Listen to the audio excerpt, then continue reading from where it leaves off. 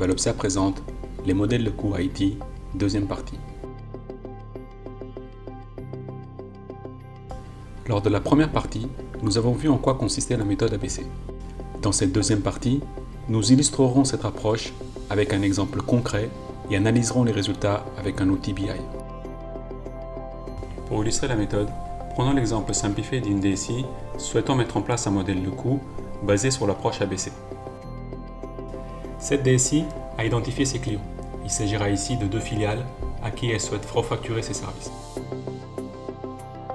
Elle a conçu son catalogue de services composé de 3 services. Une messagerie pour gérer les emails, un CRM et un ERP.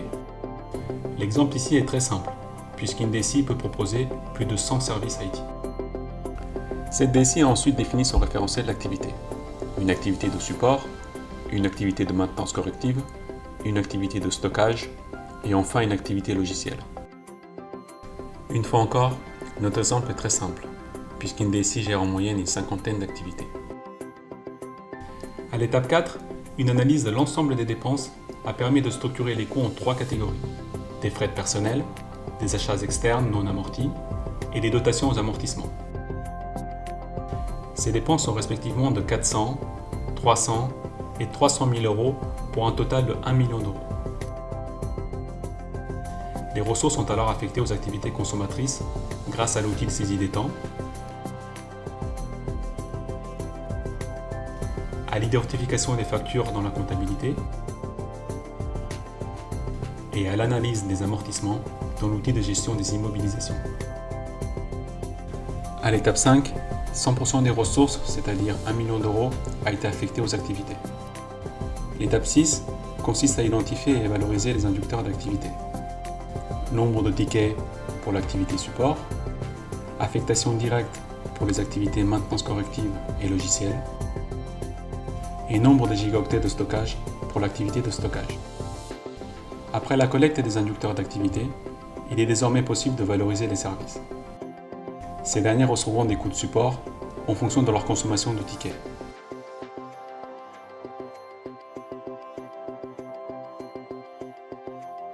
Des coûts de maintenance corrective en fonction du temps passé des équipes de maintenance.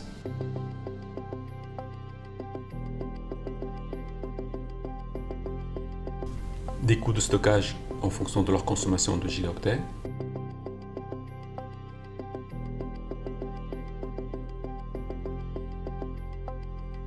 Et des coûts de logiciel en fonction des acquisitions de licences correspondantes.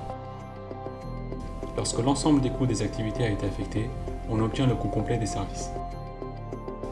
Par exemple, le coût complet de l'ERP est de 440 000 euros. Ce montant correspond à l'ensemble des coûts des activités que l'ERP a consommées. La dernière étape est la refacturation des clients. Ces derniers seront facturés en fonction de leur consommation effective de services. Pour cela, une unité d'œuvre de facturation est définie pour chaque service. Par exemple, le service email ici est consommé en fonction du nombre de boîtes email dont dispose chaque filiale.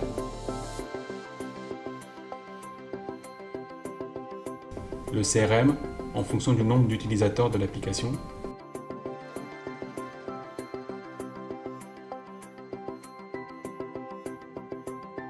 Et l'ERP en fonction du nombre de factures par exemple.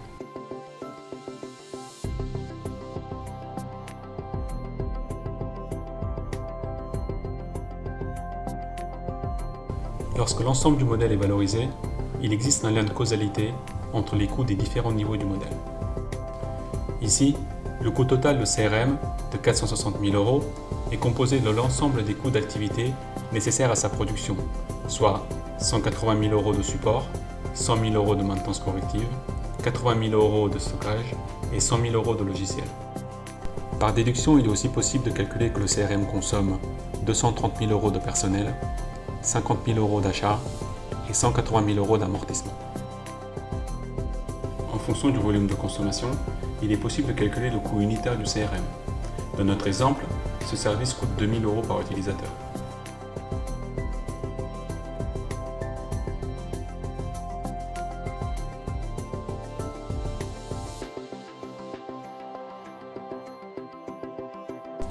Afin d'exécuter le calcul, le moteur de calcul ABC devra être alimenté par des données de la saisie des temps, les montants de la comptabilité, les inducteurs techniques et les volumes de services.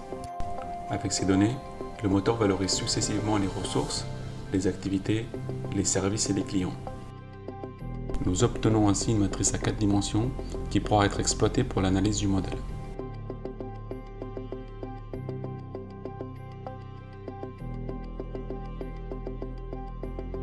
Le moteur de calcul Valopsia ABC exécute ici les différentes étapes du calcul pour notre exemple précédent. Après ce calcul, les résultats pourront être analysés dans Valopsia ABC ou dans un outil de data visualisation comme Power BI, Tableau Software ou QuickSense par exemple.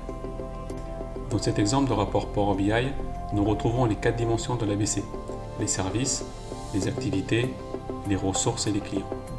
L'analyse du coût complet des services permet de comprendre leur composition dans le détail, par activité logicielle, support, maintenance corrective, stockage, mais également par ressources d'achat, amortissement et personnel.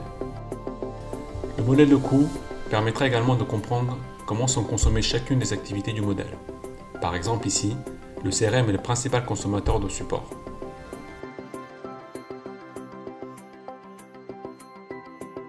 Il sera également possible d'identifier sur quelles activités sont affectées les différentes natures de ressources.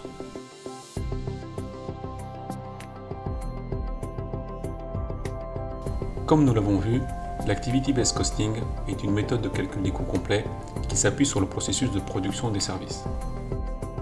Les coûts ne sont donc plus une affaire des seules équipes financières, mais un échange permanent entre celles-ci et les équipes opérationnelles. Retrouvez les modèles économiques ABC sur www.valopsia.com et sur www.cost-house.com. À très bientôt.